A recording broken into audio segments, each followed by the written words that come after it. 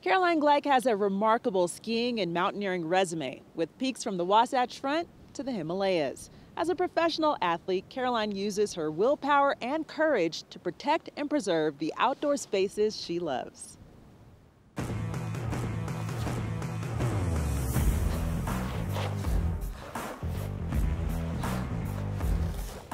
My name is Caroline Gleick, and I'm a professional ski mountaineer and activist.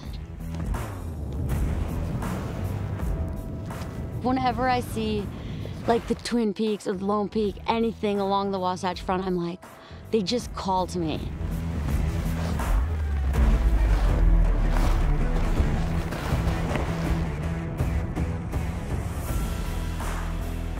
When I was growing up in Minnesota, twice a year, I would take a trip out west with my family. So 4 kids, a 21-hour drive, and the 4 of us would be in the back of the van just fighting, bickering, sleeping. It was sort of like an alpine start for mountaineering, where we'd get up really early and they'd just power through, and then we'd ski.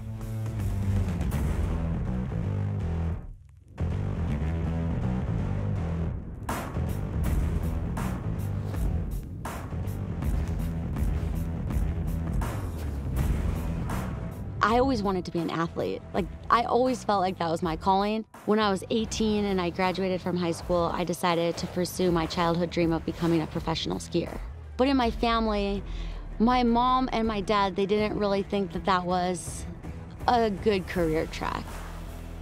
And so as I started in my own life following my heart, it was also just deeply ingrained in me that I had to figure out a way to improve society and be a benefit to others.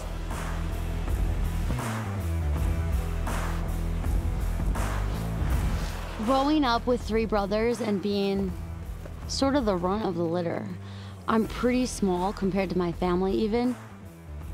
I've always felt like people look at me and they're like, you're not strong enough. You're not gonna go up there. You're gonna stay at base camp, right? He's gonna climb the mountain. It's hard not to take on that underdog mentality. Sometimes I use that as fuel to prove people wrong. But as I've grown older, I feel it's really important to make sure I'm not doing things out of spite, especially doing dangerous things, to make sure I'm doing it from a place of love.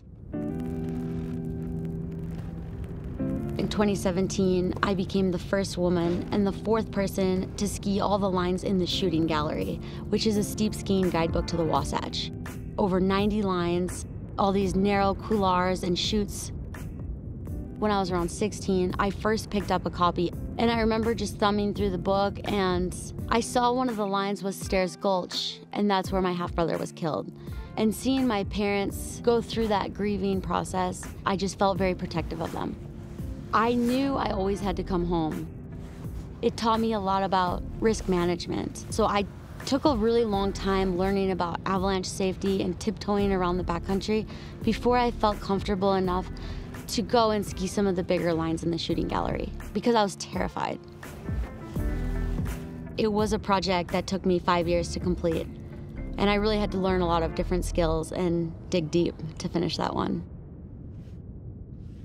Having a decade-and-a-half-long career in snow sports and in the outdoor industry, I had always seen a lot of gender bias and other kinds of implicit bias. There's these rumors that I just paid or traded guides to take me, to haul me up all these lines, and I didn't do anything myself. And it's really frustrating because I feel like it's this way for women's accomplishments to be unwritten in the court of public opinion. There's a very strong societal expectation about women's roles and women's place, and when you don't adhere to those societal standards, there's a backlash, there's consequences.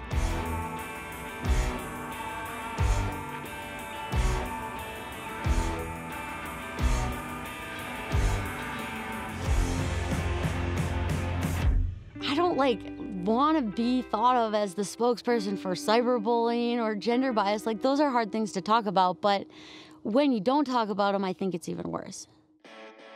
And so I'm really focusing on that right now and trying to take some of the things that I've learned and teach other athletes and inspire other people to use their voices and their platforms.